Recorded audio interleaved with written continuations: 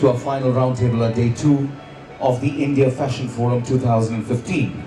This roundtable discussion is driven by ThoughtWorks. Today's consumer, or possibly tribe,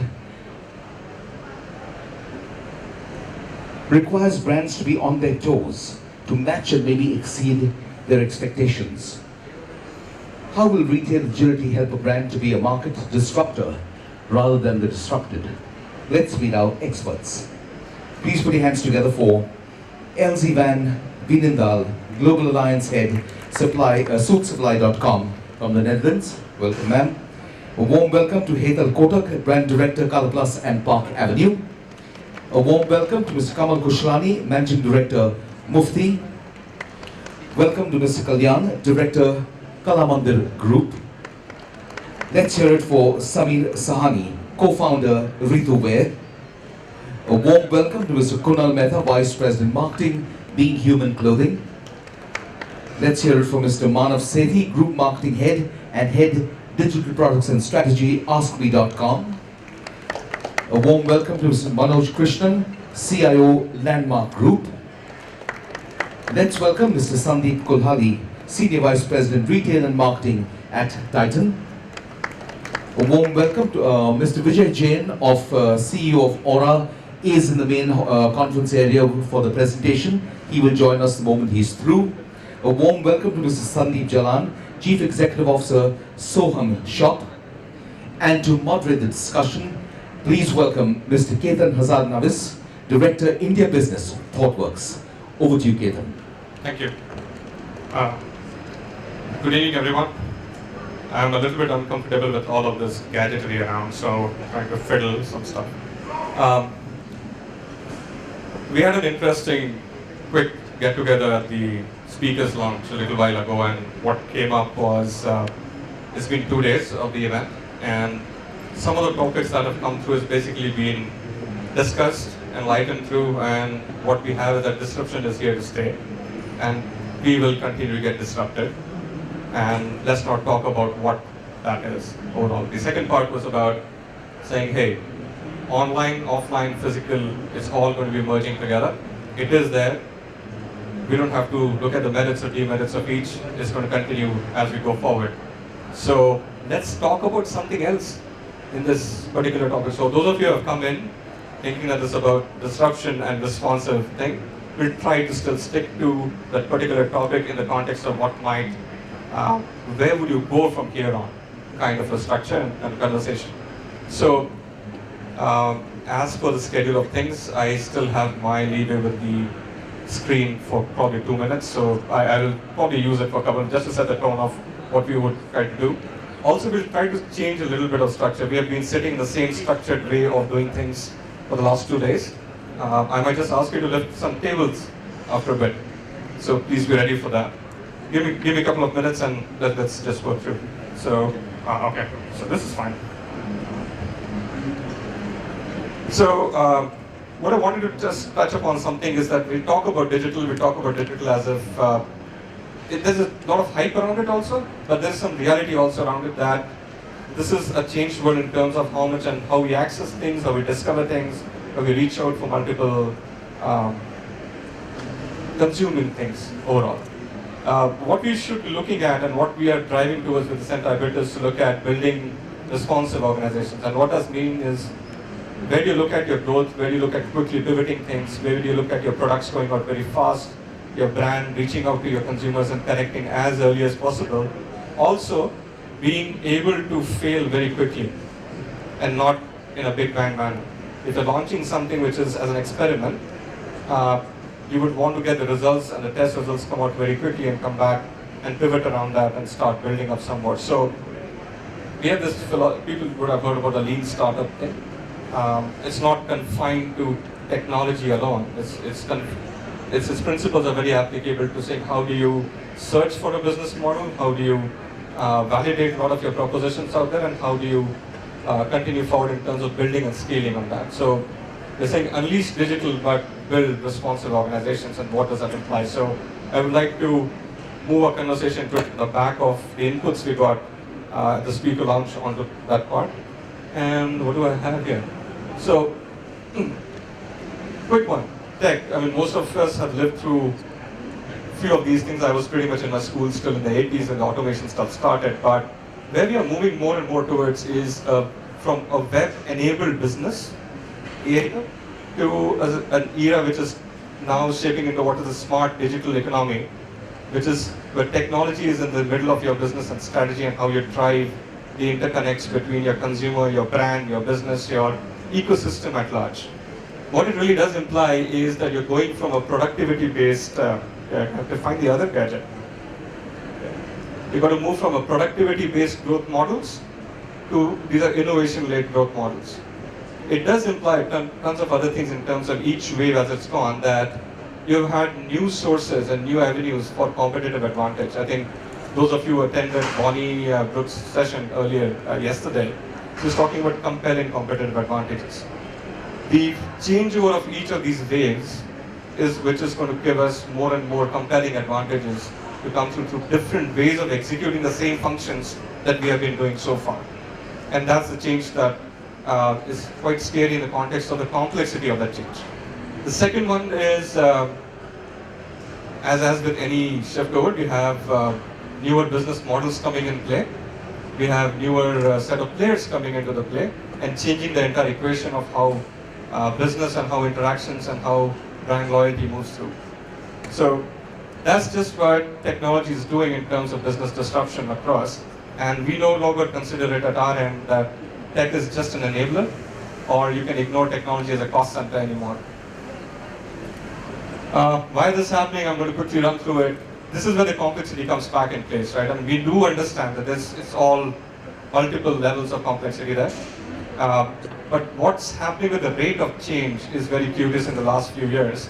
The amount of information that you have, the amount of different players that you have in the ecosystem, you're talking about a lot of variability, you're talking about a lot of volume going through, you're talking about a lot of velocity of things happening fast.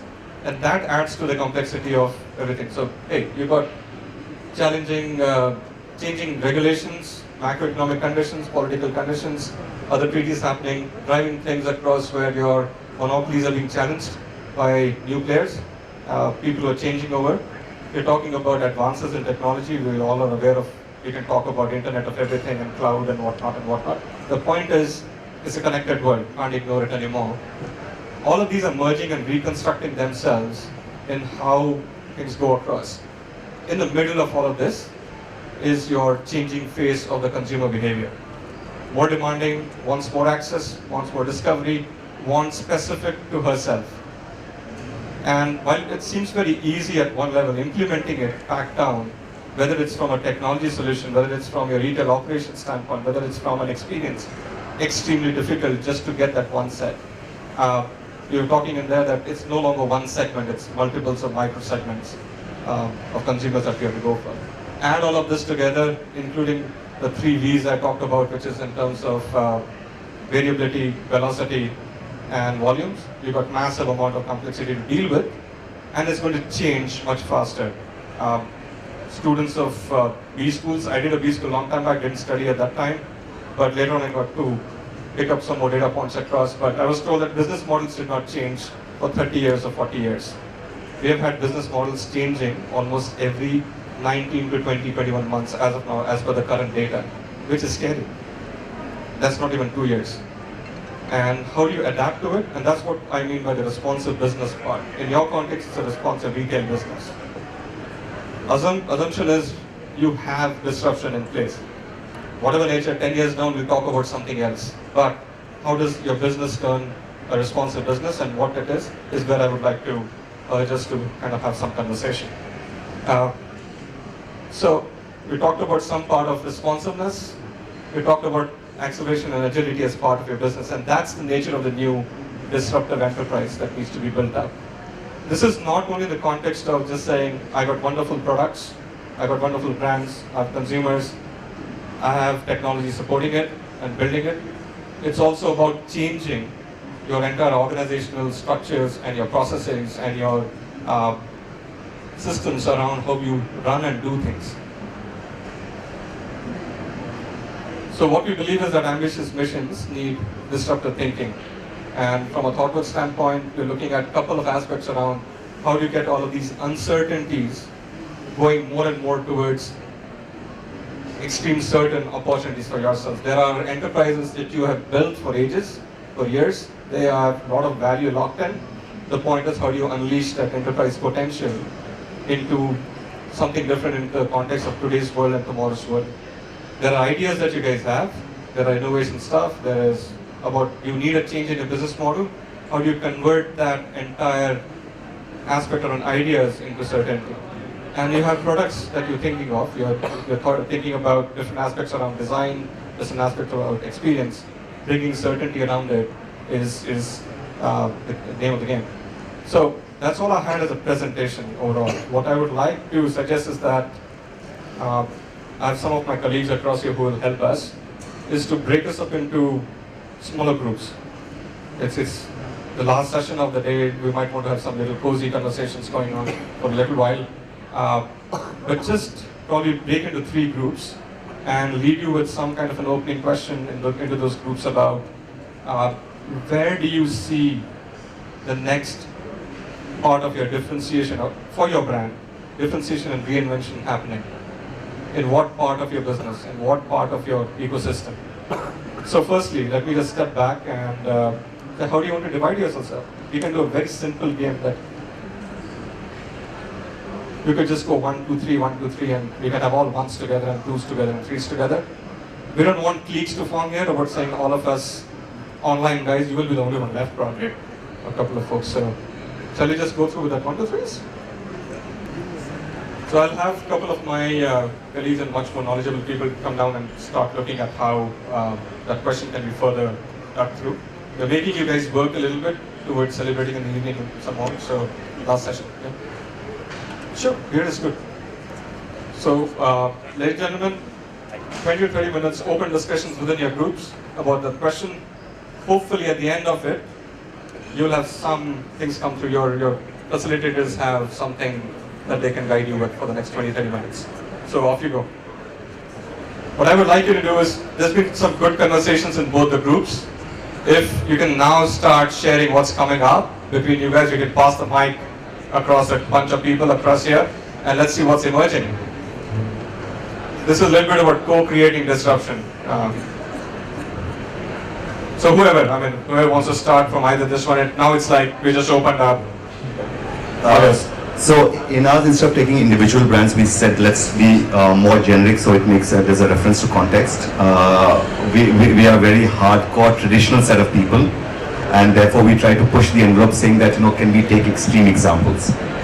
I think one of the most interesting things came out is that technology is also a function of where the brand is, and therefore people who are looking, the younger brands are looking at technology very differently as the more established brands. So I think that was one prevailing thought which came across very, very strongly. Second issue which we debated in length was the issue of saying that can we imagine a world where retailers will really not be required? And can we imagine such a world? And of course there was a very strong reaction saying that is not possible. And we said imagine a runway where we can take an image and you don't really require the retailer. So I think that's the other thing. And third is I think the fact is that people have been able to use social media very effectively. Would anybody like to add anything else? I mean, you could go across the group, that's fine, because all of you have got different experiences around this. And yeah, he spoke. Okay. So we were just talking about how technology is the way you need to drive your retail, and we have this interesting technology in our store. We have anyway, I'm Kunal from Being Human, and we've got this interesting technology doing 30-inch touchscreen, where we've got Salman Khan as the model, and it's across all my 35 stores, and we've got all the products which are there in my store and in my warehouse, all connected in that touchscreen. So you touch on any of the shirts and you dress up Salman Khan, you touch any of the denims and you dress him up, and this thing really drives sales wonderfully. There are people who come there and spend 5 minutes and pick up more stuff from that and go to the trial room. It gives me a sense of analytics that how it changes to revenue, how many people are actually there for how many minutes, and then if that thing has been sold. And to take this even further, I'm going to connect this to online retail, where I'm going to have this across airports and not have being human stores at airports, but just have this as a kiosk and sell merchandise through that.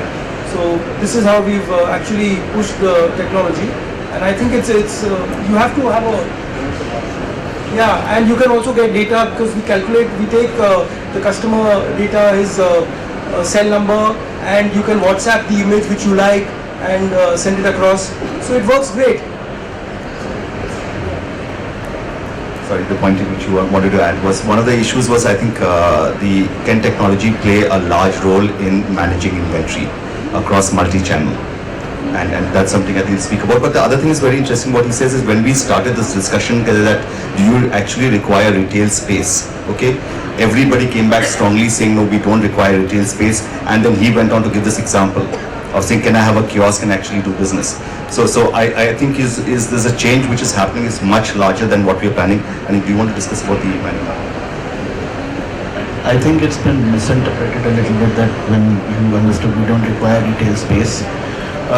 It's going to be a long time when I can't see that happening. It hasn't happened in more matured and evolved markets either. And I think a lot of us had echoed the same feeling that we don't really see it as a disruptive business. It's not really disruptive to our business. If we respond to that as another channel, as an additional channel of business, and try to exploit that to the maximum potential, that's what we are doing at Mufti, and we're doing it pretty successfully. We're not really seeing it disturbing our business in brick and mortar. Can I just, for balancing it out, can I just come over to this group and we'll come back? Anyone can kick off. So I think we as a group very early on built a consensus that there are no more disruptions that we've seen here, or we will see. We would possibly have seen incremental innovations, and we would continue to see incremental innovation in the entire value chain. If you, the one disruptive act which I could think about is Amazon starting up and displacing Barnes and Nobles, right? We have recently seen a company in US called Warby Parker.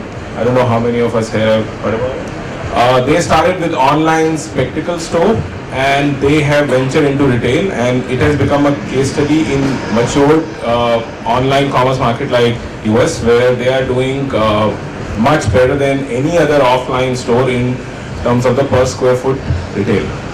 So this entire thesis behind omni-channel is to my mind, is not something which is a disruptor of sorts. Of course, we as a country, if you look at it from a India standpoint, has always been a deficit in terms of choice and in terms of consumption. Supply and last mile delivery has been a issue, which I believe that we have a consensus not only within the group and across the group as well, that supply chain is where technology can play a very important role. But then again, what role is something which we need to identify, because we don't have a efficient delivery mechanism in place, and which is why it was incumbent upon poster boys of e-commerce, including Flipkart, to invest in a 1,000 people infrastructure, which would then do the end mile delivery. So if we are thinking that models like diapers.com, which would become $200-300 million play in 2 to 3 years of starting, riding on a postal infrastructure, that's not going to happen here. So the disruption per se would happen only in terms of the incremental innovation in the value.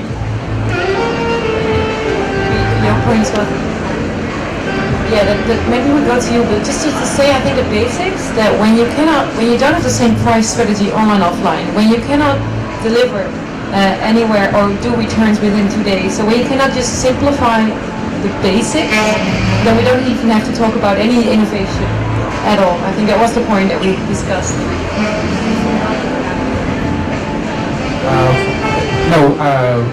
what we were saying was, I certainly believe that many of the disruptive effect is in fact an aggregate effect of several things kicking in. And one of the things which we have focused on is to move the ecosystem, not just the enterprise. So we have a very strong value fashion business. It's called Max, and we are in tier 2 and tier 2 and tier 3 towns as well. So we don't require a high-class mall to have a Max outlet. And if you've been in Max stores, they are very clear stores with a very strong value proposition. So you would get an apparel at $3.99 or $4.99, but it will have fashion. Now, the way we are able to deliver this is through an ecosystem of suppliers. We've got hubs in various parts of this country. So when we move, we need to take these people with us. And the way we are able to launch this on time is to start 285 days in advance. Now the question is, if you are predicting fashion 285 days in advance and you are ordering merchandise, how do you control, what would sell and what would not sell? How would you control what sizes you order? How would you control that least amount of merchandise goes for an end of season sale?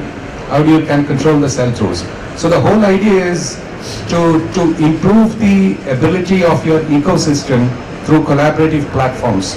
So when you sense that something is selling well, how soon do you convey that to the guy who's really making it? Well ahead of when it is required in the store. So that's really the idea.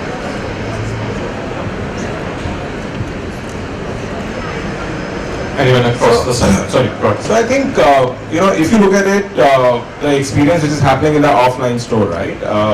If two guys walk into a Marché, and the Marché is like one of the premium SECA plus store on any geography, right? A guy who buys 10,000 worth of grocery versus a guy who buys 2,000 worth of grocery. Does he get any differential treatment? No.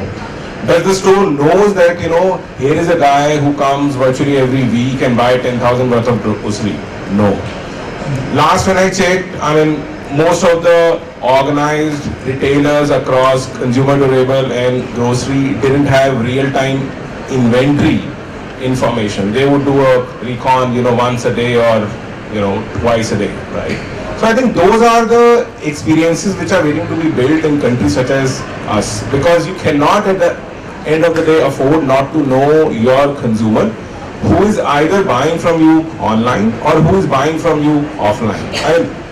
I shudder to think that, why is it that a store would not create a different queue for a guy who walks into the store every week and buy 10,000 worth of grocery versus a guy who, walks in and buys a Coke, bottle and walks out. We keep cringing and crowding about per square foot space in mall, and try link it with the transactions and, but then at the end of the day, we as retailers or we as ecosystem stakeholders, what differentiation we have built to know the consumer who walks into my store? So somewhere the previous session that we were in, one point came in, I guess Facebook is working on a software which is about facial recognition. Something like that happens, then I am able to get a customer to know when he enters the store itself that this is this customer who has this history. Because otherwise everything else is linked to something which is Bluetooth or this. If you have activated and you are allowing me to get into your space and punch data in, then only I am able to communicate with my customer. Other point which we were constantly debating here is, all the conversations, I guess somewhere, where is my customer and what is my differentiation? If I am not differentiated enough, then what is the channel doesn't really matter. Now, if my brand promises about giving a compelling service, then whether it's online or offline, that needs to be mirrored. I don't have a choice. And if offline is transactional, then maybe I'll have to still develop a proposition which is service oriented. And these are the kind of challenges which need to go to the next level, because if I access, let's say, all the top 4, 5, 6 portals which are in the e-commerce platform, and you talk about the experience of having visited, it's fairly similar. They don't feel any differentiated, whereas I go to a brick and mortar store, the stores give me different experiences, honestly. So it's not that one is resisting change, but I guess there is a lot of opportunity to develop the e-commerce platforms in an experience-oriented manner instead of just pure commerce. Okay, valid points, and we'll just come back. With some point, please go ahead. I think you're typically going to change the scale. You mentioned something about how you show and you make your inventories. There are also going to be a just-in-time inventory, which is going to change the whole play on economics over here. And he mentioned that he gave a very good example. I'll let you give it. So one of the things was that what we were saying is that I think the biggest difference with technology is that from being post facto, it's become an enabler. So your entire analysis happened post the purchase being completed. Now technology is allowing you in real time to do a transaction. So that's one part of it. In terms of the jewelry industry, if you look at it, and if you were to just take that argument forward, you actually manufacture the jewelry. First you spend 3 months researching it, then another 2 months putting it, another 2 weeks to have it at your store. And then you put a huge marketing budget behind that, and you hope that the jewelry will sell at the end of the year, or that somebody has to pay. Versus just today, on a CAD, you can put that jewelry online, which means there's zero inventory. You allow for a far larger amount of flexibility, and you allow the consumer to react to it. Okay? And I think that's going to fundamentally change the way we are doing business. So I think it's going to be very, very disruptive in the way we are seeing. So and just to take this forward is, what I'm saying is that today, if I can see a shirt or dress on a runway, do I actually need to go to it? And I think what you said was very, very relevant. So. Great. So, what is emerging, at least for me, in this first set is, one, we talked about know your customer, and how well you know the customer, how well you know what the patterns are over there. There is technology, there is process, there is stuff there, but you got to do something about it. It has to all tie back into your the promise that your brand has at the end of it, the differentiator that you create.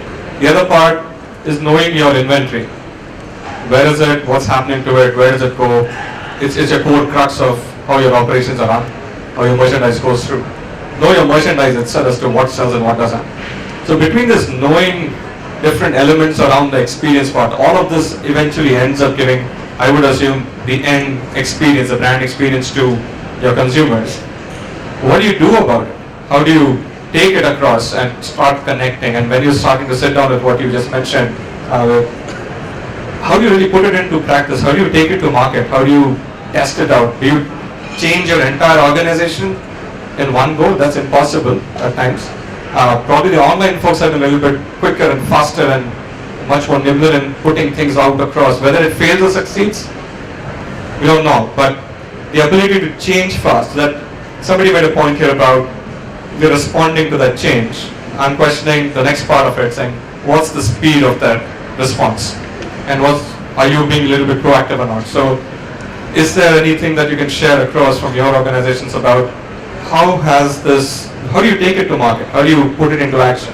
How do you operationalize that? I would just have one point to make here, right? Affordability to failure, if it is underwritten by a VC on the other end, is the happiest state of affair one could be in, right?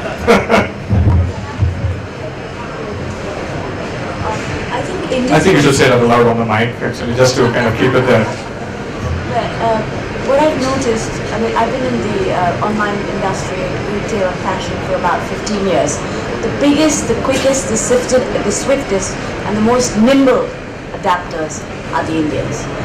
We were doing the same numbers as some of the companies are doing now with the global sales for Indian wear, Indian luxury market. So if we can do that then, when the product's not developed, I think it's our product that needs to actually pace up, not just the adaptation. The willingness to adopt is there because we've got so many challenges. But if someone is willing to find the solutions for us, I think the adoption will be a quicker process. You see, that will just enable the response and change. Sure, maybe keep the mic on that part, but I think somebody had picked up the mic that side.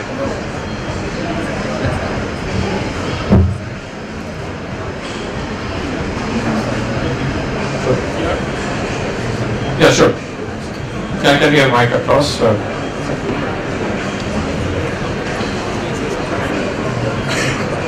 Hello. I'd just like to share some thoughts. For starter, once upon a time, especially in India, you had door-to-door sales. Then the economies develop and you have central shopping districts. I think now we are going to go back to door-to-door shopping, selling, which is via the internet. We will be able to reduce our costs tremendously by not having so many stores. I don't see the need in the future for having a store in every mall.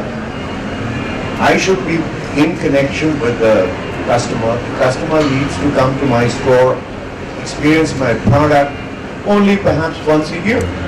After that, it's a door-to-door service. I should be sending him on his information basis exactly what he needs. He can do his viewing at home and he can order online. Or I can even send at least the luxury brand or the semi-premium brand can even send a showing to his house to see.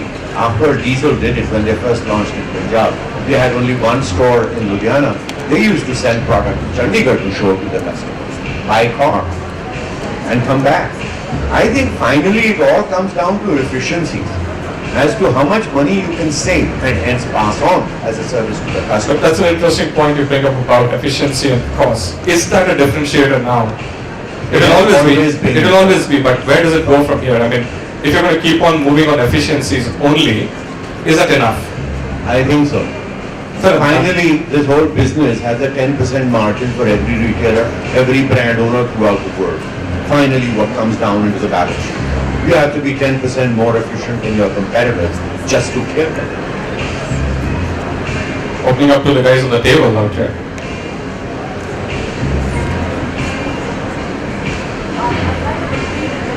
Can you get the microphone?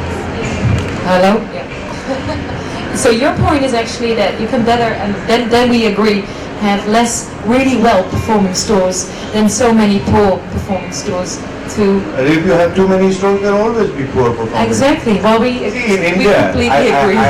In India, I personally believe to cover the country 100% for a mass market, you don't need more than 1,000 stores. 1,000? Yes. That's a huge number.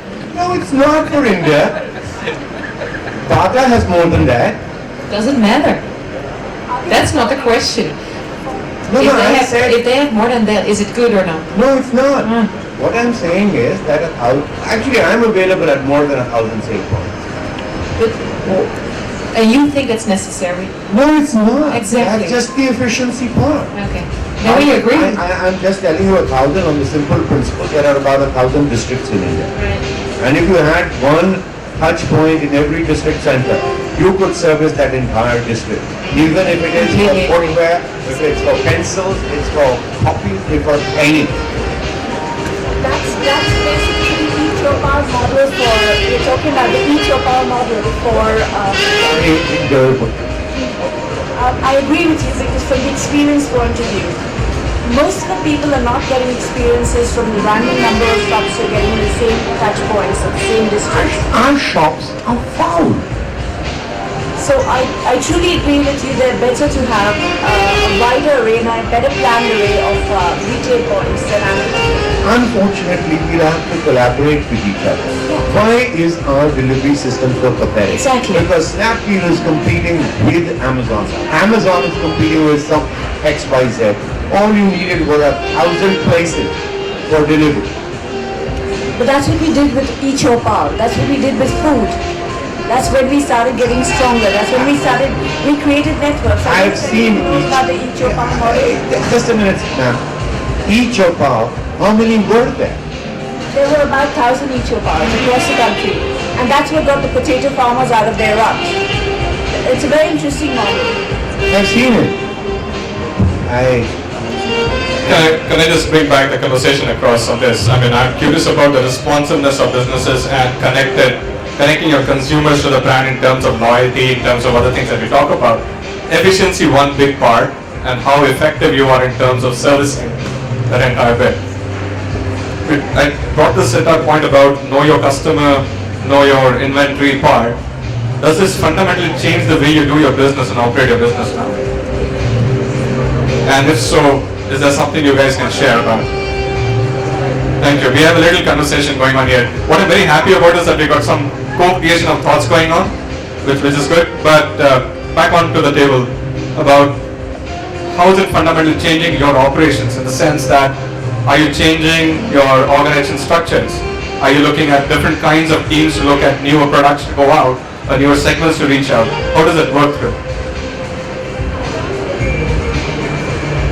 I know. Sorry, but can maybe have the music a little bit off? Okay, the question was more about how are you changing your organizations to be that responsive, efficient organization to cater to this change that's coming through, which is at a very fast pace. You can build your consumers, you can look at your products, you can have this, but what's happening? There was some thought, I'm going to push it down there and then come back here. Okay, look, from the brands that I have in my portfolio, I have Color Plus, I have Park Avenue. For Color Plus, for me, I have chosen a route of being the slow mover. Yeah. So I have not used e-commerce as a platform to drive revenues or access customers aggressively. Keep it relatively channel of access, but keep it slow and not at all discounted, not going by volumes which are driven through discounts, and completely control on that end. And overall, that is the broader way we are driving it. So hence, there is no disruptive changes in the way organization is led or any which way. We're looking at currently e-commerce as a partner to more as a channel of access. There is certain exclusive thing also we are planning with one of the e-commerce players, where there is an exclusive launch, first time in India kind of product which is being brought and will be launched in one of the portals by April. So that's another way of doing it. But again, specifically your org structure and all that, nothing as such happened. But is it more towards your products then? Your focus is more about saying what is the product range But you're flying? focus is on products, not because it's the channel pressure, it's because the brand anyway is all about products and it's about innovation on products, and that's where the focus is. The channel to use one product to communicate something is more of a strategic or a one-time activity. Fair enough. Can I just say something like really simple? It's so You simple. might want to speak a little louder. Hello? Yeah? No? Hello? Okay. Okay, that does. Then what we say is that you have to think with every process that you design as a customer, how do you want to be treated yourself? Like when you go online and you have been shopping for 30 minutes and finally you got your product in your size, you're so happy, you want to check out, and then all the way at the final point, either taxes are coming in, the size is not there, the delivery time is 2 weeks. All these surprises at the end of the process, you will be a lost customer forever. So I think it's so simple to do that one right, and then even don't promise anything, but what you promise you deliver, and then you will keep the loyal customers forever. So simple, I would make it. Just to take it a little bit further in the context of your business, and you're looking, there's a difference in terms of the markets that you serve as of now. Yeah. Where do you see that differentiator for yourselves? In this actually, that it's always available when you buy it online. So e-commerce is the leading party over the stores. Because when a customer is in store, you have so much more power to keep them in store and make them happy. On e-commerce, you don't have the personal contact, so you cannot make any mistakes there. So that for us is one of the leading things. But also to get the delivery like within your house, or when you're in store and you want to have a suit altered. You don't want to wait for it. So what do? We do it in 2 days, but we send it to your house free of cost. So you reimburse all these high service things. The customer will always come back to you. And also within a month you can change the product, get all your money back, no problem. They will always come back to you. So go really the extra mile in service, and it will pay out in revenue for sure. Thank you.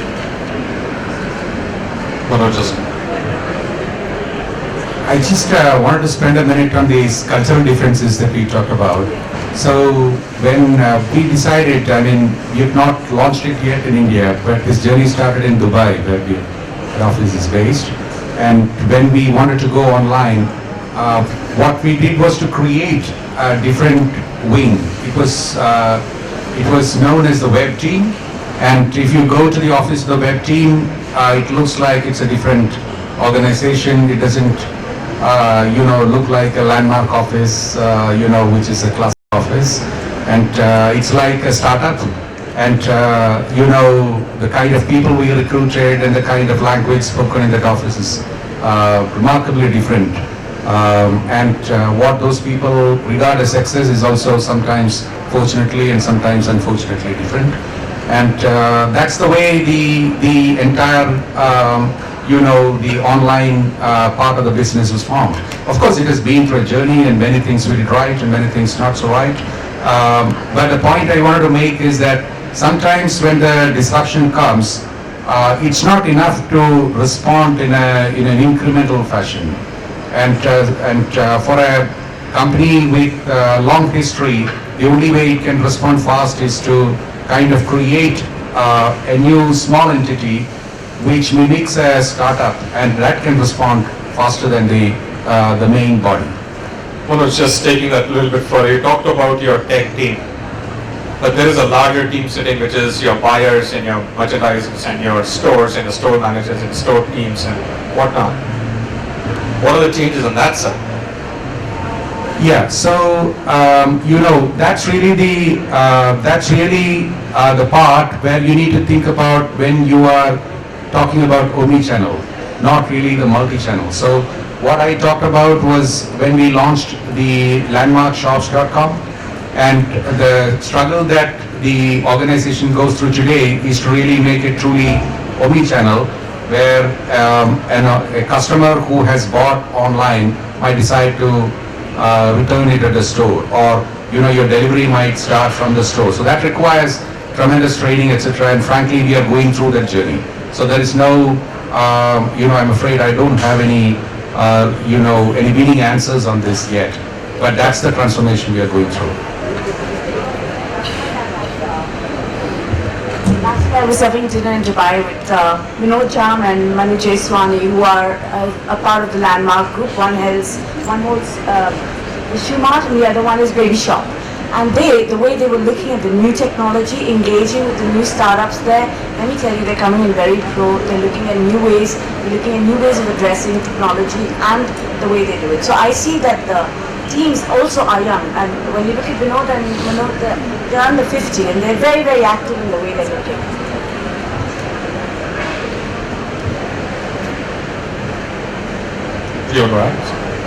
Yeah, I just want to add that,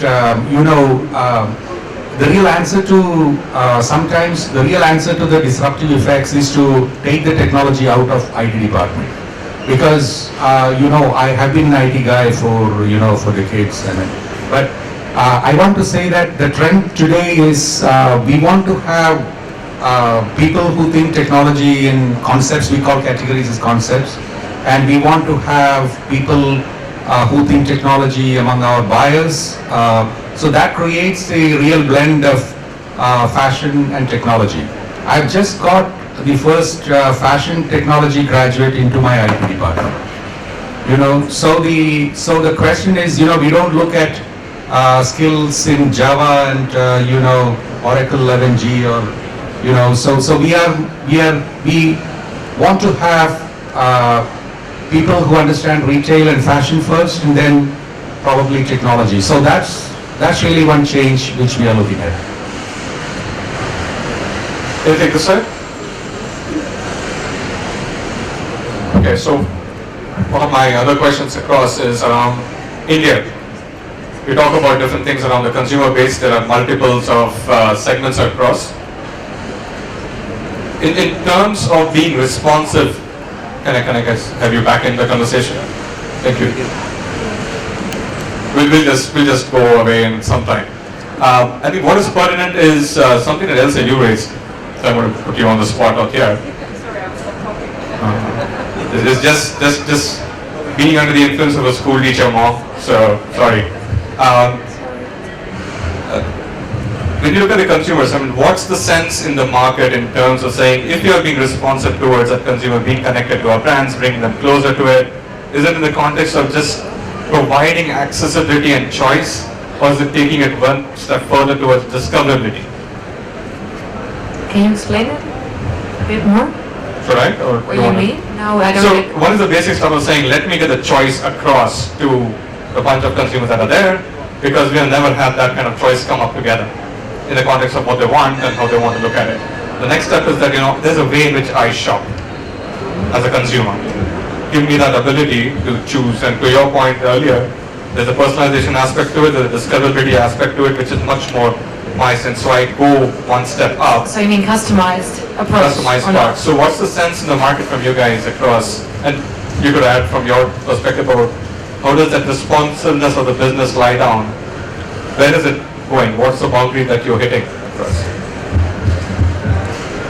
It's data, interrelated data from all the devices and everything that has to be combined, not to miss out any. Like I think I said it in the other meeting that we had, that all the devices like telephone, email, online, Facebook, everything should be connected, not to lose out of any data, and then you can approach the customer on a very personal scale. That will be the next challenge, I guess. But what I was actually wondering that, maybe you don't know, but all these things that are being invented, I mean, all the knowledge is here in India. We hire people from India, get them to the Netherlands to do the work for us. So I'm actually seeing huge opportunities for you guys here, because I think IT-wise, you have all the knowledge in-house, but you're not aware of it, it seems. I'm not sure. Is that a strange point to make?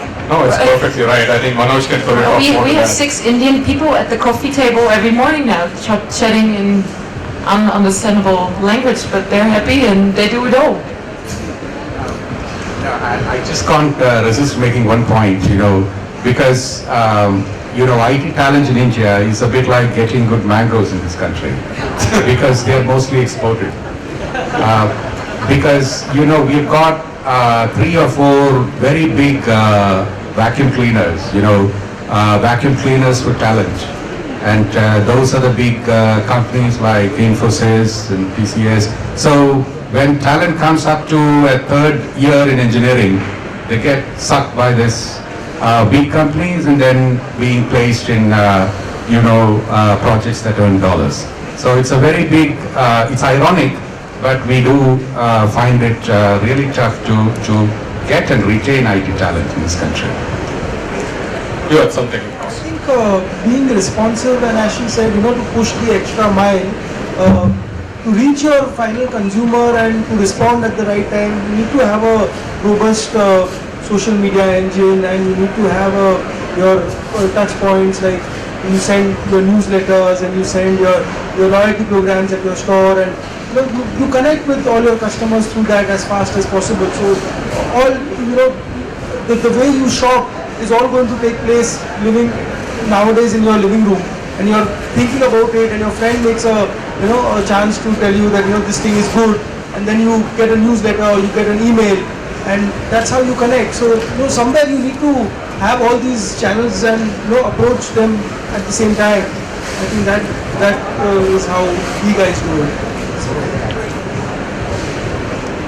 I think this entire thing is about discoverability and influence. First, you need to understand what the footprint is. So how many of the people I am serving today have access to internet? For example, if we take internet, how many of my consumers have access to internet? So in a category like jewelry, is it 18 to 24? Is it 24 to 25? What is the male-female ratio? Is the higher age group using the mobile phone on a day-to-day basis, or she not? So I think that is one big challenge for people. But the ability to deliver it at an individual level is huge. So should I be looking at a mass market, or should I be looking for somebody who's looking for jewelries at one broad level? And I think the second discussion, I've just been here for a couple of hours, not more than that. But I think there's a huge, people are using e-commerce and internet as one and the same. And I think to me they're very, very different platforms, because I think it's relevant for our discussion as well, is because the internet can be an influencer, not necessarily a closure. Closure can happen at a showroom level, it can happen on e-commerce, it can happen anywhere else. So I think that's a critical difference for us to focus on. So can it be an influencer, not necessarily for closure, and what is the addressable market? And trust me, today all this data is available in the market. So Mike. versus fans and stuff like that. I think we've moved way beyond all of that. Somebody else have picked it? Okay, I've been told that I need to shut shop and go to where the music is.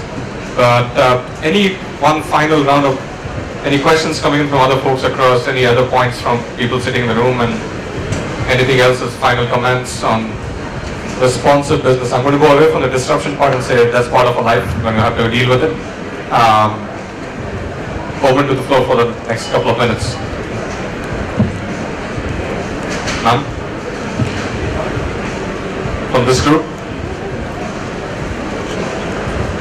Okay, so thank you for being here at the end of the day, and thank you for being good hosts and allowing me a little bit of the different way of trying out this. But what's come out is, I think it's important in terms of looking at, to close out, your difference in terms of it's a combination of being a responsive business in the context of where the change is happening. Not only technology, but how it drives, how your organizations are moving, where is it sitting in terms of your systems, your products, or other elements. The ability for you to take things into the market as early as possible, test them out, flip over and flip, what we use the word as pivoting very quickly. Obviously the pivoting can happen over 6 months, 3 months, doesn't matter, but the ability to do it fast without the fail fast concept. That's going to be very critical in this responsive business bit. You have to experiment multiple places, not just 1 or 2 bets. And lastly, probably it's going to be around scaling it continuously in your business part, right? I mean, you're going to be looking at, so you talked about the single-digit margins and the double-digit margins.